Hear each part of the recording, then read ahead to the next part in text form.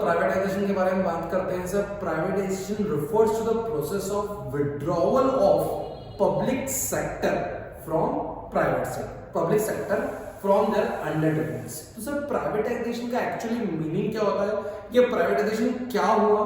तो सर जब गवर्नमेंट मतलब पब्लिक सेक्टर अपनी अंडरटेकिंग निकाल रही है किसी भी सेक्टर से, किसी भी इंडस्ट्री से, किसी भी, जैसे एयर इंडिया में गवर्नमेंट ने अपने स्टेक बेच दिया किसको, अगर अपन बात करें तो टाटा को। जैसे पोर्ट्स, जो इंडियन पोर्ट्स है वो सरकार ने पूरे इसको बेच दिया अडानी को। जैसे कावेरी बेसिन पे जो अपनी खुद की गवर्नमेंट का अधिकार था ऑयल रिफाइनरीज पे, वो पूरा ऑयल रिफाइनरी से वाला सेक्टर उन्होंने बेच दिया रिलायंस को।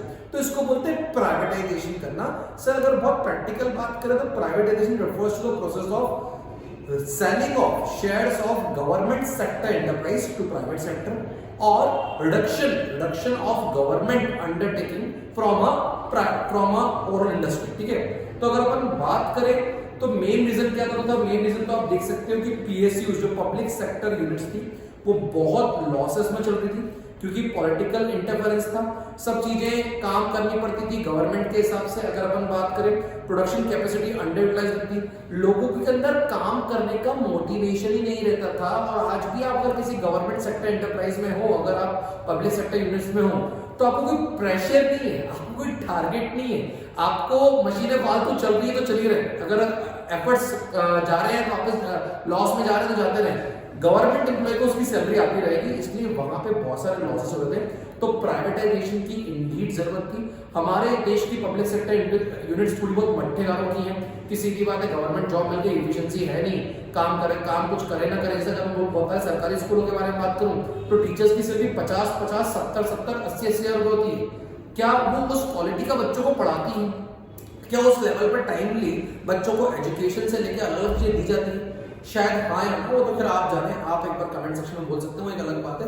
बट नीड फॉर प्राइवेटाइजेशन था कि पब्लिक सेक्टर यूनिट्स लॉस में चल रहे थे। देश की 1991 में बैंड बढ़ चुकी थी और देश क्योंकि लॉस में चल रहा था, देश के उतना टैक्सेस नहीं थे, उतने पैसे नहीं थे कि वो अब अपने लोगों की सैलरी भर सके, उन लॉसेस को उठा सके, इसलिए प्राइवेटाइजेशन आया। अगर अपन बात करें तो this was the actual need of privatisation.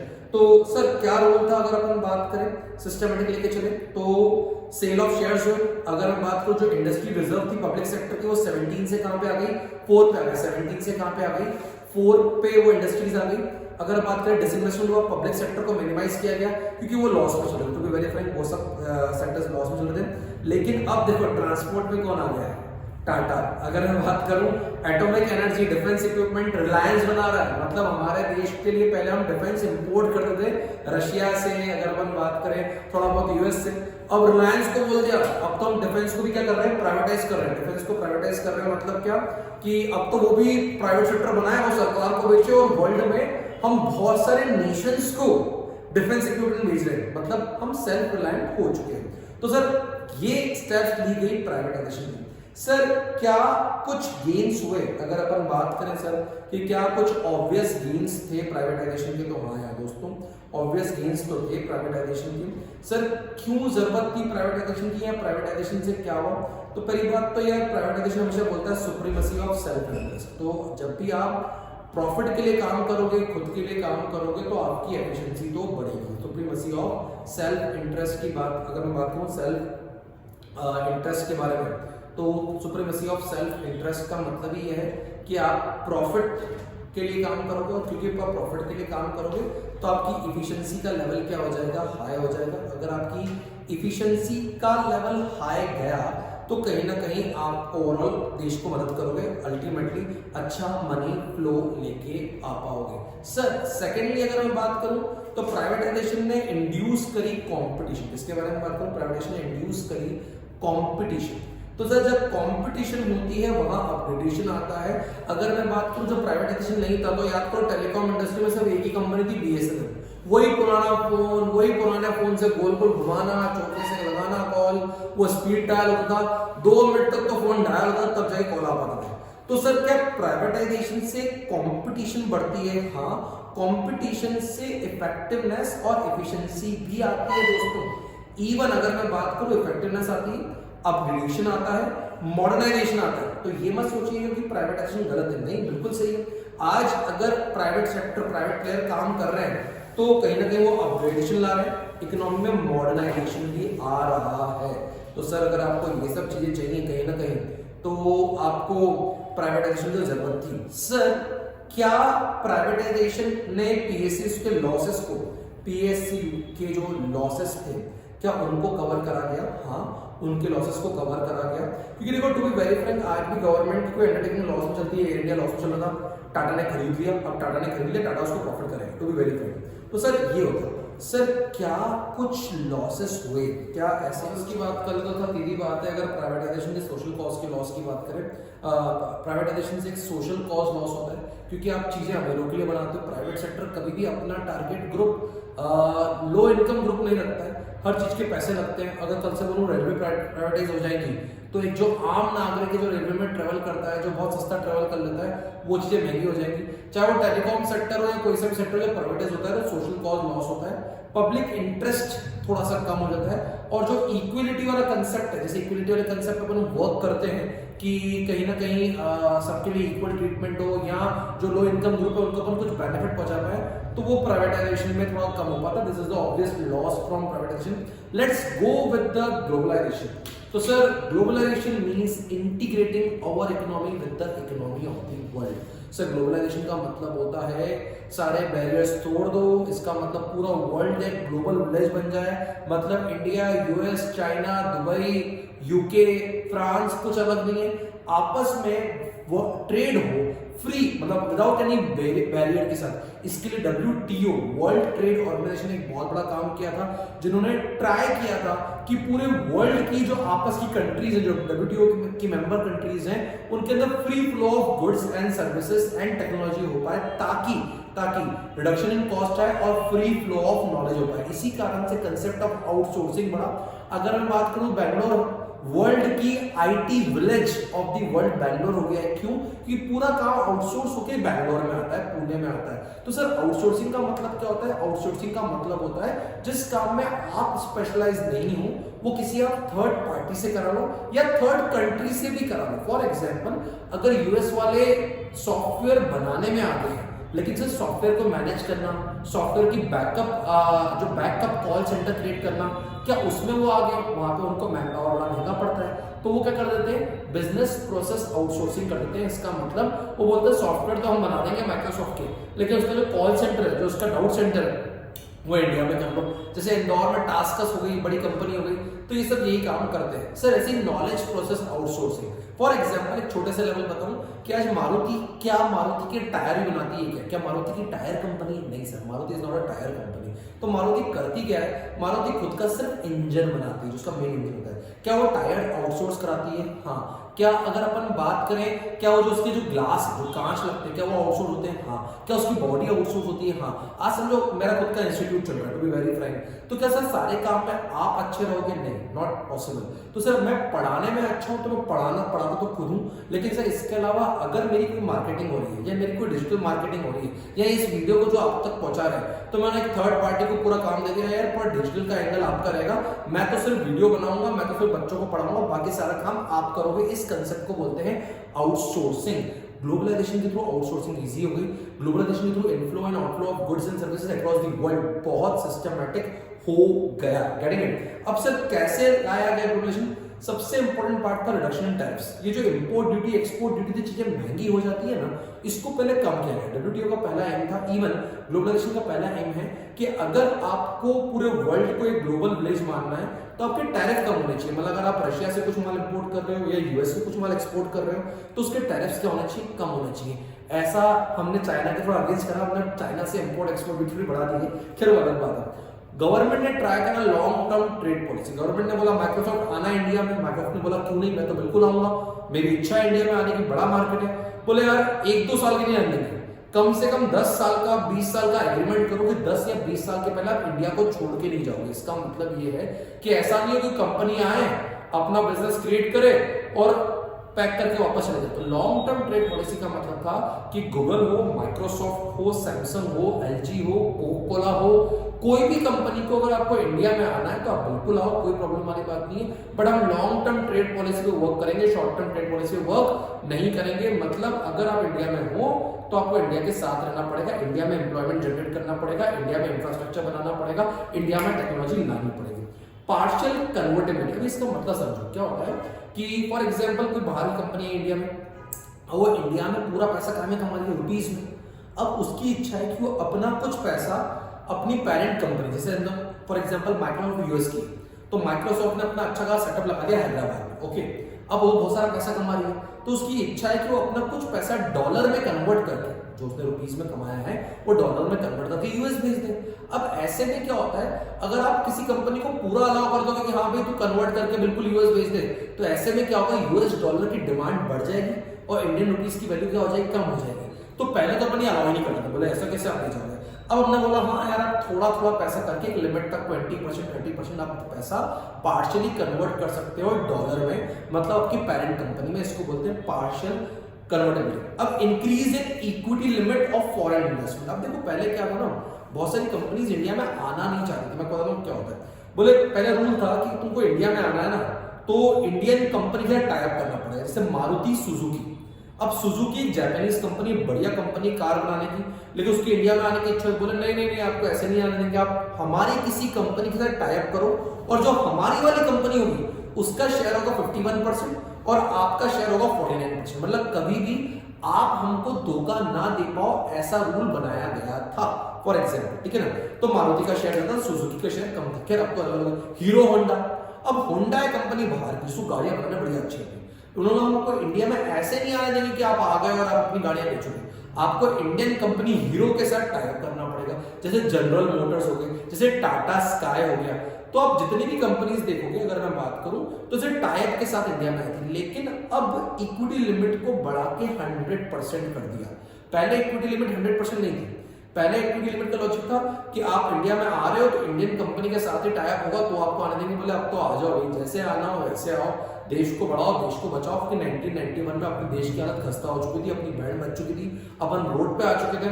तो बोला जिसको जैसे आना पूरा तुम्हारा भाई। अब सीधी बात है, टेस्ला आई इंडिया में, चलो पूरा तुम्हारा। गूगल आया इंडिया में, चलो पूरा तुम्हारा। फॉरेन इन्वेस्टमेंट करो, तुम अपनी कंपनी का पूरा हिस्सा अपने पास रखो, बस हमसे लॉन्ग टर्म ट्रेड पॉलिसी रखनी, ठीक है। सो ये ग्लोबलाइजेशन के स्टेप्स हुई। क्या इस पे क्वेश्चन आ सकता है? हाँ, इस पे क्वेश्चन आ सकता है दोस्तों, इसको ध्यान रखिए, ठीक है ना।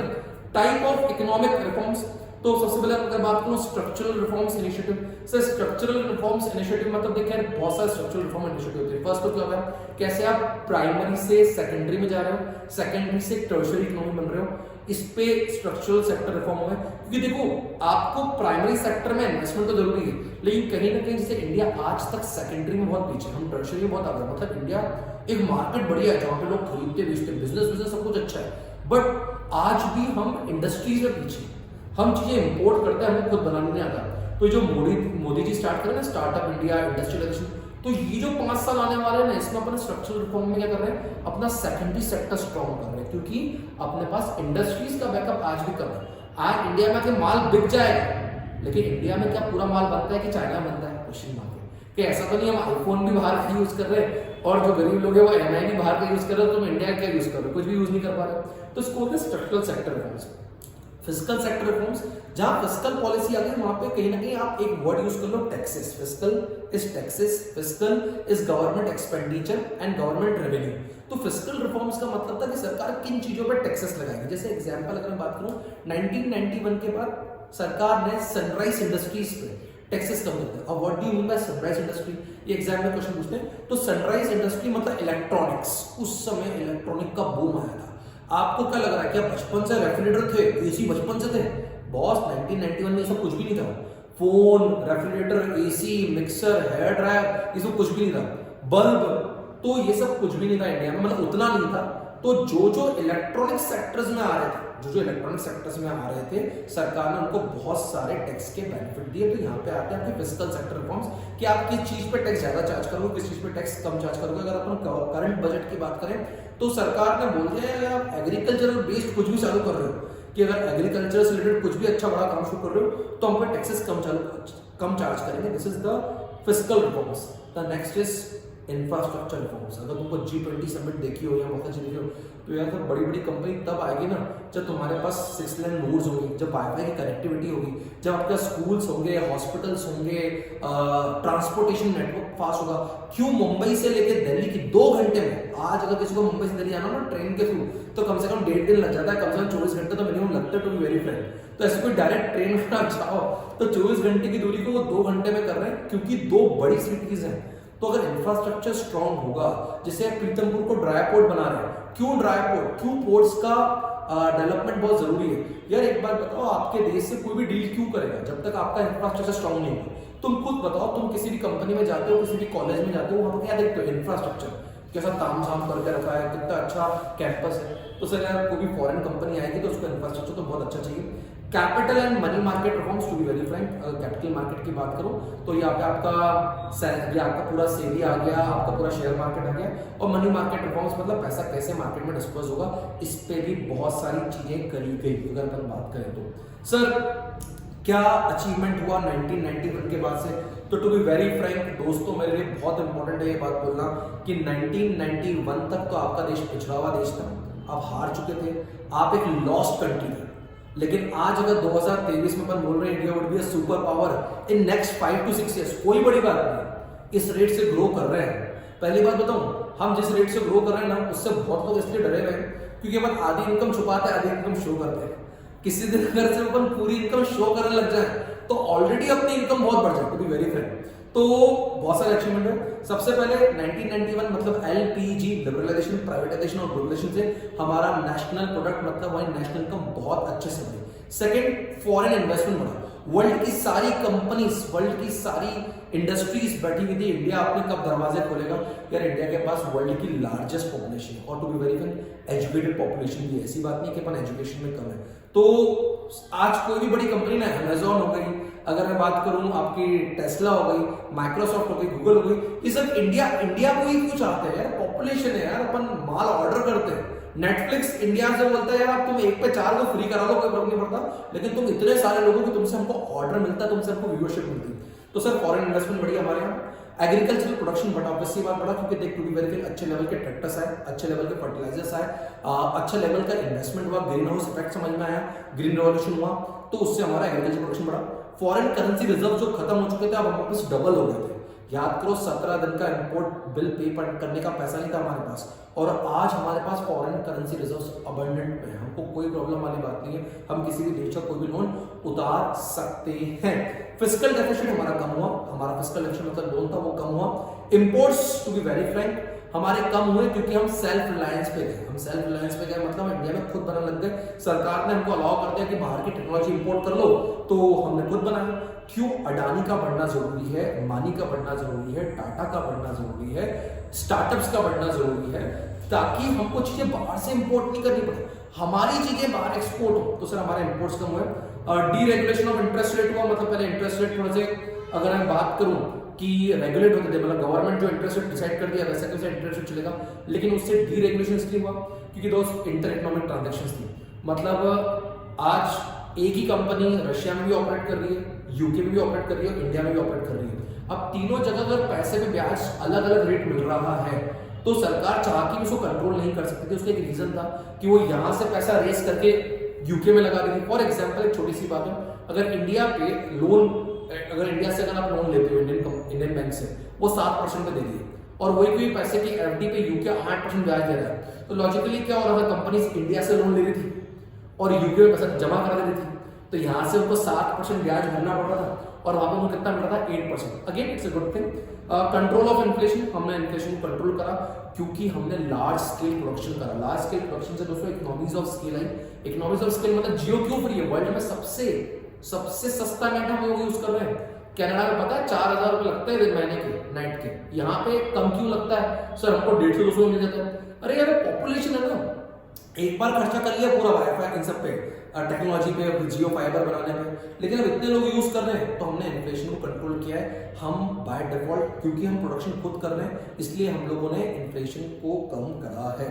Sir negative effect, national sovereignty and stake leads to commercial and political communism. To be very frank, आज अमेजॉन के हाथ, गूगल के हाथ, टेस्ला के हाथ हमारे पॉलिटिकल गलियारों में है। कहीं ना कहीं ये हमारे मार्केट को खराब कर रही है।